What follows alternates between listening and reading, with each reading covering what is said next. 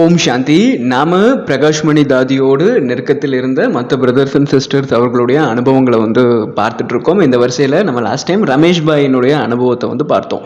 இன்னைக்கு நம்ம அவருடைய அனுபவங்களுடைய தொடர்ச்சி மீதமுள்ளதை நம்ம இன்று பார்க்கலாம். பிரதர் சொல்றாரு 1977 தீதி மன்மோகினி மும்பை வந்திருந்தாங்களாமா. அந்த டைமில் என்ன ஒரு பிளான் பண்ணியிருந்தாங்களாமா, பிரகாஷ்மணி தாதிஜி ஒரு ஃபாரின் டூர் போகணும் அப்படின்னு சொல்லி பிளான் பண்ணியிருந்தாங்க. அப்போ மன்மோகினி தீதி ரமேஷ் பாய் கிட்ட சொன்னாங்களாமா, பிரதர் நீங்களும் எங்கள் கூட அபுக்கு வாங்க அப்படின்னு சொல்லி கூப்பிட்டுருக்காங்க, மதுபன் வர சொல்லி கூப்பிட்டுருக்காங்க. ஸோ மும்பையிலேருந்து எல்லாரும் மதுபன் போகிறாங்க. மதுபனில் வச்சு நம்முடைய அவ்யக்த பாப்தாதா கிட்ட தாதியுடைய இந்த ஃபாரின் டூர் பிளானை பற்றி சொல்கிறாங்க. அப்போது பாபா என்ன டைரக்ஷன்ஸ் கொடுக்குறாராமா, ரமேஷ் பாயையும் தாதி கூட போக சொல்கிறாராமா. அந்த ஃபாரின் டூர் கிட்டத்தட்ட 4 மாதம் இருந்ததாமா. பிரதர் சொல்கிறாரு, தாதியோட இருந்த அந்த 4 மாதம் என் லைஃப்பில் நான் ரொம்ப ஒரு பாக்கியமாக கருதுறேன் அப்படிங்கிறத சொல்கிறாரு. பிரதர் சொல்கிறாரு, அந்த டைமில் தாதி கிட்ட இருந்து நான் நிறைய விஷயங்கள் கற்றுக்கிட்டேன். அந்த டைமில் தாதி கூட இருந்த பீரியடை பிரதர் சொல்கிறாரு, ஒரு தாய் மகனுக்கு இடையே இருந்த அன்பை என்னால் அனுபவம் பண்ண முடிந்தது அப்படிங்கிறத பிரதர் சொல்கிறாரு. ஸோ அவங்க ஃபாரின் ட்ரிப் போகும்போது தாதிஜி கேட்டாங்களாமா பிரதர்கிட்ட, ஏரோப்ளைனில் போயிட்டு இருக்கும்போது நீங்கள் என்ன பண்ணுவீங்க அப்படின்னு சொல்லி கேட்டிருக்காங்க. பிரதர் அதுக்கு என்ன சொன்னாராமா, நான் கம்முன்னு உட்காந்து பாபாவை நினைவு பண்ணுவேன் அப்படின்னு சொன்னாராம். தாதி பிரதர் கிட்ட சொன்னாங்களாமா, இந்த டைம் நீங்கள் ஃப்ளைட்டில் போகும்போது சேவை பண்ணுங்க அப்படின்னு சொன்னாராமா. எப்படி பாபா ட்ரெயினில் போகும்போது எல்லாருக்கும் நாலேஜ் கொடுங்கன்னு சொன்ன மாதிரி, தாதி பிரதர் கிட்ட ஃப்ளைட்டில் போகும்போது நீங்கள் நாலேஜ் கொடுங்க அப்படின்னு சொல்லியிருக்காங்க. தாதி பர்சனலாக ஒருத்தரை கை காமிச்சு இவருக்கு போய் நீங்கள் பாபாவோட ஞானத்தை கொடுங்க அப்படிங்கிறத சொல்லியிருக்காங்க. அவர் அமெரிக்காவில் இருக்கக்கூடிய ஒரு பெரிய நிறுவனத்தோட டைரக்டர். அவர்கிட்ட போய் நாலேஜ் சொல்லியிருக்காங்க. பிரதரும் போய் அவர்கிட்ட கேட்டிருக்காரு, உங்களுக்கு கடவுளுடைய நம்பிக்கை இருக்கா அப்படின்னு சொல்லி கேட்டிருக்காரு. அவர் உடனே இல்லை அப்படின்னு சொல்லிட்டு அந்த சைடு மூஞ்ச திருப்பிட்டார் போல. உடனே பிரதருக்கு ஒரு கன்ஃபியூஷன் வந்திருக்கு. இந்த மாதிரி கடவுள் நம்பிக்கை இல்லாதவங்களுக்கு எப்படி ஞானத்தை சொல்றது அப்படின்ட்டு திரும்பவும் தாதி கிட்ட போய் சொல்லியிருக்காங்க. தாதி, அவருக்கு கடவுள் மேல நம்பிக்கை இல்லையாமா, இப்போ நான் அவரை எப்படி அப்ரோச் பண்றது அப்படின்னு சொல்லி கேட்டிருக்காங்க. அதுக்கு தாதி என்ன சஜஷன்ஸ் கொடுத்தாங்களாமா, இந்த மாதிரி கடவுள் நம்பிக்கை இல்லாதவங்க எல்லாருமே வாழ்க்கையில அந்த குணங்கள் மீது, இந்த மாரல் வேல்யூஸ் மேல அதிகப்படியான நம்பிக்கை வச்சிருப்பாங்க. அதனால நீங்க போய் அவர்கிட்ட பாபா முரளிகள்ல அடிக்கடி சொல்லக்கூடிய அந்த தூய்மையான பார்வை, குற்றப்பார்வை, இதை பத்தி நீங்க அவர்கிட்ட பேசுங்க அப்படின்னு சொல்லியிருக்காங்க.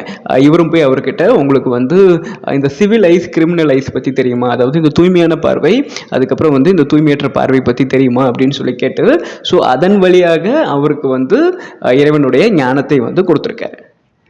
அவங்க ஃப்ளைட் ஜெர்மனியில் லேண்ட் ஆகிறதுக்குள்ள ஏத்திஸ்டா இருந்தவர் தீஸ்டா மாறிட்டார். அதாவது கடவுள் நம்பிக்கை இல்லாதவருக்கு கூட கடவுள் நம்பிக்கை வந்துருச்சான். ஸோ ரமேஷ் பாய் சொல்றாரு, தாதிஜி இதன் மூலமா என்னை ஏரோப்ளைன்ல டிராவல் பண்ணிட்டு இருக்கும்போது கூட சேவை செய்ய வச்சாங்க அப்படிங்கிறத சொல்றாரு. அந்த ஃபாரின் ட்ரிப்ல ஒரு 4 நாட்கள் எல்லாரும் எங்க இருக்காங்க அப்படின்னா அமெரிக்கால இருக்காங்க. அமெரிக்கால நம்முடைய ஆர்கனைசேஷனை ரெஜிஸ்டர் பண்ணணும் அப்படிங்கிற பிளான் ஒன்று இருந்துதான். பிரதர் அப்போது தாதிஜிட்ட கேட்டாங்களாமா, தாதி நம்ம இங்கே ரெஜிஸ்ட்ரேஷன் ப்ராசஸ் ஸ்டார்ட் பண்ணிடலாமா அப்படின்னு சொல்லிட்டு அமெரிக்காவில் வச்சு கேட்டிருக்காங்க. அதுக்கு தாதி உடனே என்ன சொல்லியிருக்காங்க, ஓகே நான் இந்தியாவில் இருக்கிற மன்மோகினி தீதி கிட்ட இதை பற்றி ஒரு வார்த்தை பேசுகிறேன், பேசிட்டு அதுக்கப்புறம் உங்ககிட்ட சொல்கிறேன் அப்படின்னு சொல்லியிருக்காங்க. உடனே பிரதர் கேட்டிருக்காங்க, தாதிஜி நீங்கள் எதுக்கு தீதி கிட்ட கேட்கணும், நீங்கள் தானே யஜ்யத்தோட சீஃபாக இருக்கிறீங்க, நீங்கள் தானே இப்போ சீஃப் அட்மினிஸ்ட்ரேட்டராக இருக்கீங்க, ஸோ அதனால நீங்களே முடிவு பண்ணுங்களேன், நீங்கள் எதுக்கு அவங்க கிட்ட கேட்குறீங்க அப்படின்னு சொல்லிட்டு ரமேஷ் பாய் தாதிஜி கிட்ட கேட்டிருக்காங்க. தாதி சொன்னாங்களாமா, அப்படிலாம் இல்ல, மதுபன் தான் நம்முடைய ஹெட் குவார்ட்டர்ஸ். இப்போ மதுபனுக்கு இன்சார்ஜா யார் இருக்காங்களோ அவங்க தான் யஜ்யத்தினுடைய சீஃப். இப்போ தீதி தான் அங்கே இருக்காங்க. ஸோ தீதி தான் அங்கே நம்ம யஜ்யத்துடைய தலைவி, அவங்க கிட்ட தான் நான் முதல்ல கன்சல்ட் பண்ணணும் அப்படிங்கிறத தாதிஜி சொன்னாங்களாம். ஸோ அவங்கக்கிட்ட கேட்காம என்னால் எந்த முடிவும் எடுக்க முடியாது. ஹெட் குவார்ட்டர்ஸில் இருக்கிறவங்க கிட்ட நான் முதல்ல பெர்மிஷன் வாங்கணும். ஈவன் தோ நான் பாபா என்ன யஜ்யத்தோட சீஃபாக வச்சுருந்தாலுமே கூட நான் இதை தீதி மன்மோகினி கிட்ட கன்சல்ட் பண்ண தான் செய்வேன் அப்படிங்கிறத சொன்னாங்களாம். பாருங்க, தாதி எந்த அளவிற்கு அந்த அகங்காரம் மற்றவர்களாக இருக்கிறாங்க அப்படின்ட்டு. அதுக்கப்புறம் தீதி கிட்ட பெர்மிஷன் வாங்கினதுக்கு அப்புறம் தான் அங்கே அமெரிக்காவில் இந்த பேப்பர் ஒர்க்ஸ் எல்லாம் பண்ணி ஆர்கனைசேஷனை ரெஜிஸ்ட்ரேஷன் பண்ணுற ப்ராசஸை ஸ்டார்ட் பண்ணாங்களாம். அதுக்கப்புறம் அமெரிக்காவில் இருக்கக்கூடிய லோக்கல் பீப்புளை வச்சு அவங்கள ட்ரஸ்டியாக வச்சு அங்கே வந்து ஆர்கனைசேஷனை ரெஜிஸ்டர் பண்ணுறாங்க. அப்போ தாதி வந்து சொன்னாங்களாமா, உங்களோட பெயரை வந்து டைரக்டராக அந்த ட்ரஸ்ட்டில் வந்து ரெஜிஸ்டர் பண்ண சொல்லி சொல்கிறாங்க. பிரதர் வந்து எதுக்கு என்னுடைய பெயர் அப்படின்னு சொல்லி கேட்டிருக்காங்க. அதுக்கு தாதி வந்து சொல்லியிருக்காங்க, இந்தியாவில் இருக்கவங்க யாரோ ஒருத்தரோட கனெக்ஷனில் இருக்கணும், அதனால உங்களோட பெயரை வந்து நீங்கள் டைரக்டராக வைக்கணும் அப்படின்னு சொல்லி தாதி வந்து சொல்லியிருக்காங்க. தாதிஜியோட சஜஷன் படி போர்ட் ஆஃப் ட்ரஸ்டீஸில் ரமேஷ் பாயோட பேரும் வந்து இருந்தது. ஸோ பிரதர் வந்து சொல்கிறாரு, இதன்படி மற்ற நாடுகள்லேயும் வந்து நம்மளோட யஜ்யத்தை ரெஜிஸ்டர் பண்ணுறதுக்கு ரமேஷ் பாயை தான் வந்து தாதி இன்ஸ்ட்ருமெண்ட்டாக வச்சு அந்த சேவைக்கு வந்து பயன்படுத்தினாங்களாம். அதுக்கப்புறம் எல்லாரும் இந்தியா வந்ததுக்கப்புறம் தாதிஜி வந்து இந்தியாவில் இருக்கக்கூடிய மெயின் சென்டர்ஸ் எல்லாத்துக்குமே வந்து டூர் போய் இந்த ஃபாரின் டூரோட எக்ஸ்பீரியன்ஸஸை வந்து ஷேர் பண்ணுறாங்க.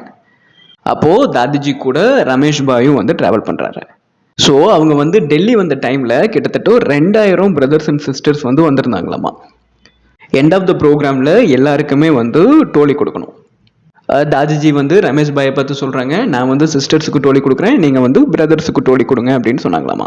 கிட்டத்தட்ட 1200 சிஸ்டர்ஸ் இருந்தாங்களாமா, 800 பிரதர்ஸ் இருந்தாங்களாமா. பிரதருக்கு 800 பேருக்கும் டோலி கொடுத்து முடிக்கிறக்குள்ள அவருக்கு ரொம்ப டயர்ட் ஆயிடுச்சான். அவர் கையெல்லாம் வந்து ரொம்ப வலிக்க ஆரம்பிச்சிருச்சாமா.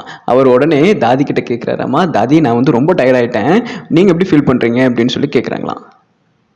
தாதி வந்து சொல்கிறாங்களாமா, தேவதா அப்படின்னாலே கொடுக்கக்கூடியவர்கள், நீங்களும் இந்த மாதிரி கொடுக்கக்கூடிய பயிற்சியை கற்றுக்கணும் அப்படின்னு சொல்கிறாங்களாம். அண்ட் தென் தாதிக்கு வந்து ஒரு ஃபீல் இருந்ததாமா, நான் வந்து என்னுடைய குடும்பத்தை சார்ந்தவர்களை வந்து நான் பார்க்குறேன், அதனால அவங்களுக்கு எவ்வளோ நாளும் நான் கொடுப்பேன் அப்படிங்கிற ஒரு உணர்வு இருந்ததான். அண்ட் தென் பிரதர் சொல்கிறாரு, உங்கள் எல்லாருக்குமே தெரியும் 25th August 2007 வந்து தாதிஜி காட்டேஜ்லேருந்து கால் வருது. ஸோ நாங்கள் எல்லாருமே வந்து தாதிஜி காட்டேஜில் தாதியை சுற்றி தான் உட்காந்துருந்தோம். அந்த சமயத்தில் தான் தாதிஜி வந்து சரீரமும் விடுறாங்க. பிரதர் சொல்கிறாரு, என் லைஃப்லேயே ஒரு உடல்லிருந்து ஆத்மா பிரிந்து போகிறத பார்ப்பதற்கான முதல் அனுபவம் எனக்கு வந்து அப்போ தான் கிடச்சிது அப்படின்னு சொல்கிறாரு. அது மட்டும் இல்லாமல் எப்படி நான் தாதியோட காண்டாக்டில் வந்தனோ கடைசி வரைக்கும் தாதி எனக்கு புது புது அனுபவங்களை கொடுத்தாங்க. ஈவன் தோ அவங்க சரீரம் விடும்போது கூட அவங்க உடல்லிருந்து ஆத்மா பிரிந்து போகிறத பார்ப்பதற்கான இன்னொரு அனுபவம் எனக்கு வந்து தாதி கொடுத்தாங்க அப்படிங்கிறத பிரதர் வந்து சொல்கிறாரு. இது வந்து ரமேஷ் பாயினுடைய தாதிஜி கூட இருந்த அனுபவம். ரமேஷ் பாயினுடைய இந்த ஒரு அனுபவத்திலிருந்து நாம் என்ன விஷயங்கள் வந்து லேர்ன் பண்ணிக்கலாம். தாதி ஈவன் தோ இந்த யஜ்யத்தினுடைய சீஃபாக இருந்தாலும் கூட எந்த அளவுக்கு அவங்க வந்து அகங்காரமற்றவர்களாக இருந்தாங்க. தாதிஜி எப்போவுமே வந்து யார்கிட்டையுமே வந்து நான் இந்த விஷயம் சொல்கிறேன் நீங்கள் வந்து கேளுங்க, நான் சொல்கிறேன் நீங்கள் செய்யுங்க அப்படின்னு வந்து சொல்லவே மாட்டாங்களாமா.